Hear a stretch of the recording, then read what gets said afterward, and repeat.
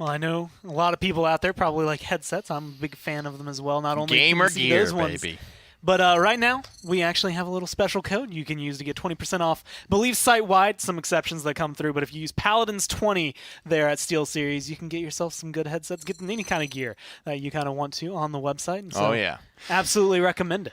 Once upon a time, I bought the Diablo 3 Siberia V2 from SteelSeries right as I was going into college, and the amount of punishment that headset took and survived is legendary. I mean, there's not a single piece of gear I have put through the ringer than my SteelSeries headset and have it survive. I mean, I'm talking the USB like connector thing that connected to the extension cord to go on my that thing got crushed by like my chair because it was like sitting on the floor. And I don't know, man. I don't know how that thing survived as long as it did, but they make quality stuff out there. And that was without even 20% off. So you can get yourself 20% off. Another team that's 20% off right now, technically, is Penta, considering they're missing 1/5 of their players. I like it. But that's who we're going to talk about in just a second. First, we can look at Nemesis, the last console team standing right now. That was nice. The question is whether or not they can make it. Also, 2 subs on this team coming in for Nemesis right now. And for anyone who might not know, this was previously heating up, and they're bringing in, I can't remember if it's Destronite and Coolmat. I know Coolmat is definitely. I think so, yeah. And so it's 2 members that have played a lot in the console league this split. That's how it goes, man. Not as much. That's how it goes. These guys flip-flop teams. Seems like by the day, by the week. Coolmat has been around the block before, has been successful, has played on this stage as well as the HRX stage, so he's no stranger to competition. And that's one of the things I think that has benefited console. When it comes down to it, these guys do flip-flop teams, scenes a lot. But because of that, there's always somebody to call when you need a substitute player. There's always somebody you can reliably call. And longtime player here, Jeff the Raccoon, a.k.a. Miracle, long-standing support player for the console scene. A guy that you are certainly familiar with if you follow along with the PCL at all. I mean, he's done tons in the past. Like a very, very decorated veteran of the scene, a very decorated support when it comes down to it. That's a hell of a KDA for a support, too. 5.9. Oof. Keeping it fresh. I mean, he puts himself on the front lines, I think, more than I see some other supports. Like he's willing to put himself out there to frag out. Yeah, I mean that was such a big factor last set as well. I mean, not to drag him through the mud anymore, but I thought T-Mac's performance in that final game 5 there, hitting all those time and spaces, those huge streaks, and the amount of damage he put out, he really left it all out there on the field. And so that just goes to show you the supports can and absolutely should be looking to win games today. T-Mac certainly won game 5 for his squad. And I think that's the biggest thing, especially when you're looking at it. Like even if you have 2 subs that you've either played with or you've seen play in the league, like I know Destronite I've seen either with this team or other teams. Again, they flip-flop all the time. Coolmat's played on like 6 different teams this split. So like you have all of that going for you. It's even more important, I think, for Miracle to be able to kind of hold up, step up, and be the support that we saw kind of out of T-Mac during that last game. And in fact, we have none other than Jeff the Raccoon Miracle himself standing by with Evan. So let's go see how he's feeling before this game starts. All right, I'm here with Jeff the Raccoon, the artist formerly known as Miracle. How are you feeling today, man? I know it's been 3 defeats for console thus far, but it's not really been about that. It's been 3 really contested games, getting more and more heavily contested, and that last one ending in a best of 5. What are your expectations for your set against arguably one of the best teams here today? Well, Penta's a really good team. We've heard lots of great things about them, done a little research on them, and seen they really do deserve the recognition they've gotten. Hope to just play our best game and see what happens. How much of this kind of dynamic is everyone feeling new to it, everyone getting adjusted to the different level? When you're looking at these games, we cast all the leagues. Looks like just a competitive set between any team in any league, anywhere. Do you feel like it's just about getting used to it? Is it a mental aspect that is sometimes maybe throwing you guys, or do you feel like you're ready to jump in? They're just another squad. It's definitely different. Definitely different metas because of the controller input, but I guess we'll have to see. We've practiced against PC teams. We know it's coming, and we're just going to do our best. My last question is the Victor, the Vivian. These seem to have been huge impacts. Not so much the Talus that we saw earlier experimented with, but how do you feel those 2 champions are either valued or undervalued between the PC teams? I feel like they might be undervalued a little bit by the PC teams because they can put out a lot of sustained damage, and you know what you're going to get for those characters. It's not like a Cassie where if you miss, you're potentially throwing a kill. Victor, you're going to hit almost all your shots. So maybe PC will learn from us. We'll see. Well, it seems like there's been a lot of learning, a lot of threats from both sides of the board here. Wish you good luck, man. It's going to be a really exciting game, and we'll send it back to you guys on the desk. Get ready to talk to Penta. And they sound plenty, I want to say ready overall, maybe a couple of nerves coming for this is probably one of the biggest matchups to have to overcome if you're Nemesis here. Not only, again, coming in with 2 subs, but Penta is decorated. There's a ton of reasons that they were number 1. They went 11-1. They only lost 1 set. They had a 25 plus minus. But you can't talk Penta without talking one guy, and that's Simsalou. And it's just every single time, like, I guess a year and a half ago at this point, he was actually winning a LAN with Virtus Pro for the PPL. Yeah. Kind of, unfortunately disappeared from the scene for a little bit and kind of forced away. But now he's coming through, and he's done a ton.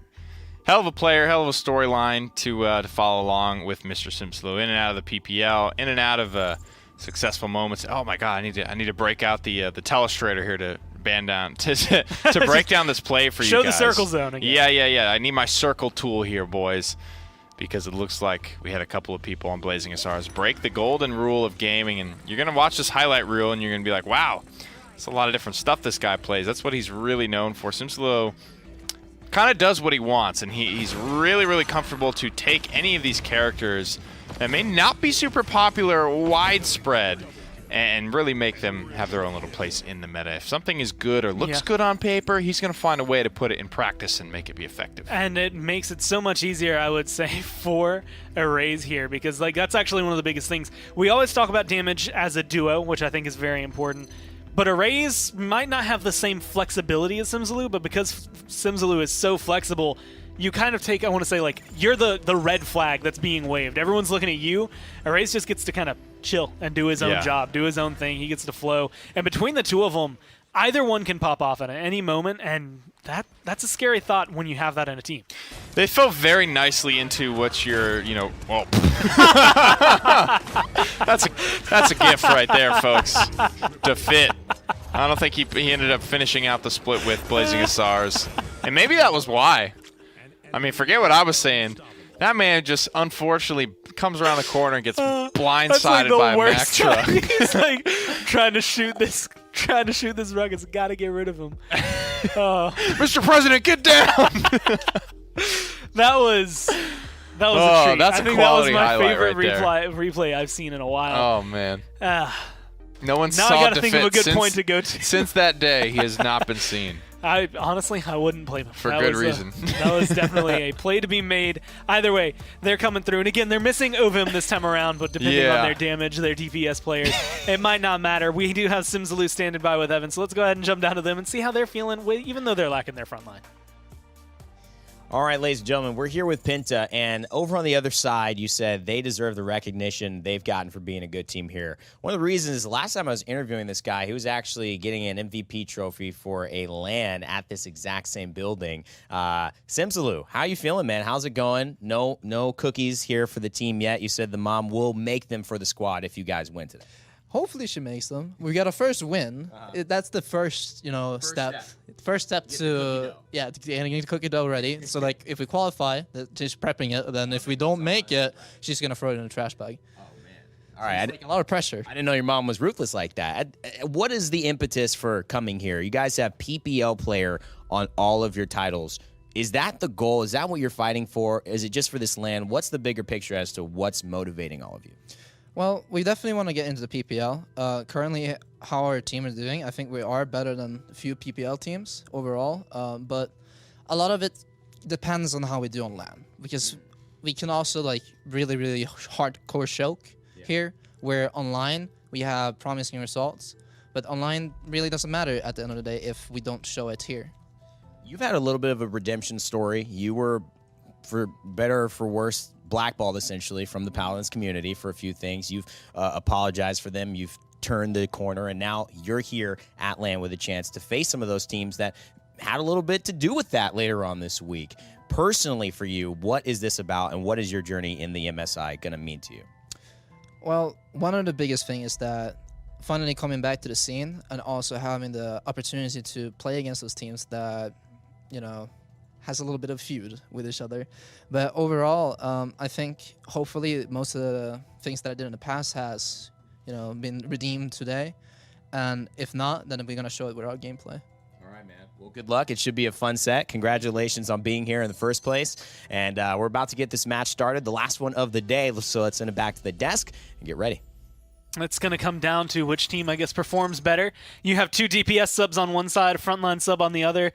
Based on Smutny, well, I guess all of the front lines, but I'm going to specifically isolate Smutny last game. One front line can truly make the difference for your team. Absolutely. And keep things pumping. But, I mean, this is going to be, I think, big if Nemesis find a win. Most people expect this to just be a 3-0 for Penta. And I think a lot of that comes down to how good was each of the team's respective practices with these substitute players. Ovum is a big conversation point. I mean, he has a glowing resume for sure, and has really made a reputation for himself as a point frontliner.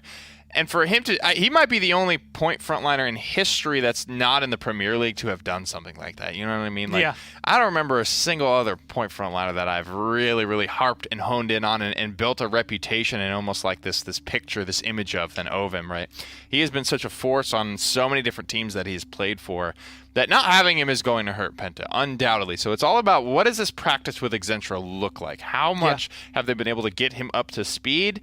And will he be slowing them down at all? Because if he's not the same player that Ovum is in it, and I'm really putting my chips that he's probably not, because that instinct of when to get aggressive and move off of the objective and to get aggressive, it's something that only a couple of point frontliners have, and he might be the only one with it in the minor league scene. So if Excentra can fill those shoes, Penta's going to be in a great spot. If not, how they adjust will define them in this set. And I think that's, again, very telling. I'm also interested to see, again, what SimZulu had kind of highlighted, how they perform on LAN, which I think is the big thing. They were like, obviously 11-1 online, it's not easy to accomplish. I think they had, 2 sets against our team that go all 5 games, but those are the only 2 that they really kind of feel pressured on. But then you have to look at the fact that they haven't been on LAN. Yeah. I think SimZulu, out of all of them, is the only one. I think Bolka has as well, maybe Crunchy. Yeah, Crunchy did because he played with NIP. They've come here, they've played on LAN, but nowhere near as consistently as some of the PPL teams that they're kind of being compared with right now, the teams that they maybe have their eyes on because they're expecting to make it through this play-in. Definitely. But how they play today versus Nemesis, who also have, I want to say, a smattering of LAN experience, is going to be very important.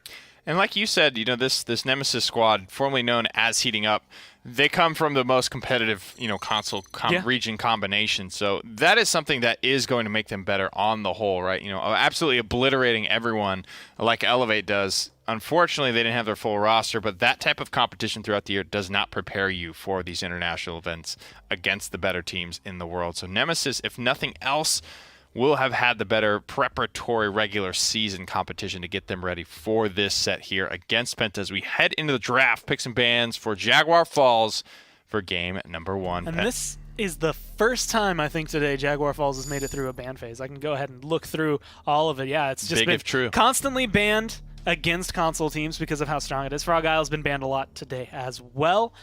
But Nemesis are finally going to be able to get to go here. I believe it's their map pick as well. So this is their comfort zone. This is the place that, again, a lot of teams have been banning because it is the console comfort. Simslow's writing something cheeky down on this piece of paper, and we all wait with bated breath to see what it is.